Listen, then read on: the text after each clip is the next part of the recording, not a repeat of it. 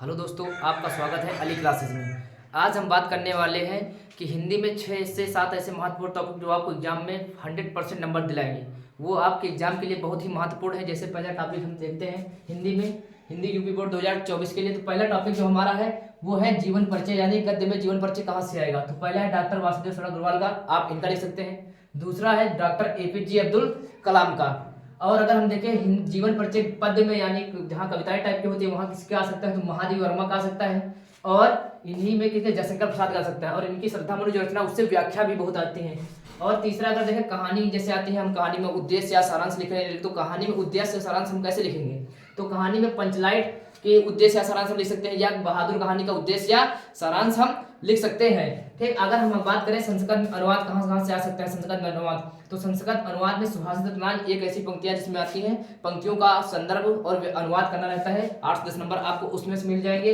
और संस्कृत भाषा का महत्तम एक चैप्टर है और महामना मालवीय है। इनमें से आपको संस्कृत में अनुवाद और संदर्भ सहित आप इन चैप्टर को पढ़ के जाएंगे तो आपको 100% वहां नंबर जरूर मिलेंगे। और अगर हम बात करें भरत खंड काव्य में, तो भरत के खंड काव्य में जो सर किसी न किसी एक सर का व्याख्या या और भरत का चरित्र, ये को आपको पढ़ के ही जाना। ये आपके एग्जाम के लिए बहुत ही इंपॉर्टेंट है। आपके एग्जाम के लिए ये बहुत ही एकदम रामबाण साबित होगा।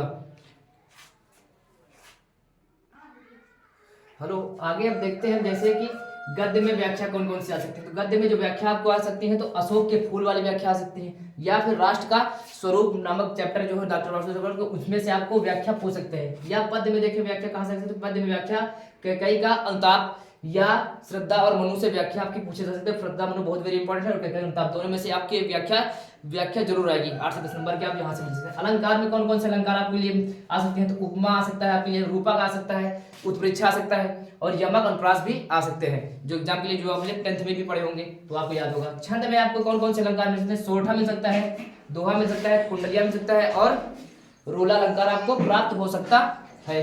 ठीक, उसके बाद देखते हैं अगर हम रस की बात करते हैं। अगर हम रस की बात करते हैं तो रस में कौन कौन से आपको मिल सकते हैं, हास रस मिल सकता है आपको, करुण रस मिल सकता है, और श्रृंगार रस को आप इसके बारे में बता सकते हैं। श्रृंगार रस आपके एग्जाम में पूछा जा सकता है। तो आपके लिए बस इतना ही है।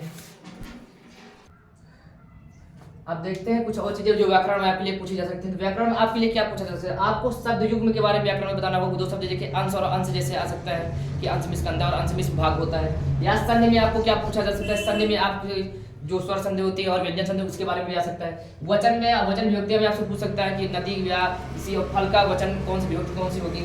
वाक्यांश के लिए एक शब्द लिए आपसे पूछा जा सकता है, जैसे किसी की जो कभी मरे ना उसे अमर कहते हैं। इस तरह के वाक्यांश के लिए आपको शब्द भी पूछे जा सकते हैं। प्रार्थना पत्र में रही प्रार्थना पत्र की बात, तो प्रार्थना पत्र में आपको किसी भी के शिकायत के लिए, या आपके गांव या मोहल्ले में नाली में कचरे या कूड़े के लिए दिक्कत हो रही है, उससे संबंधित आपको जिलाधिकारी को या अपने प्रिंसिपल को किसी प्रकार की समस्या के लिए आपको शिकायत पत्र देना होगा। शिकायत पत्र के लिए आपको एक प्रार्थना पत्र आता है जो लिखना होगा।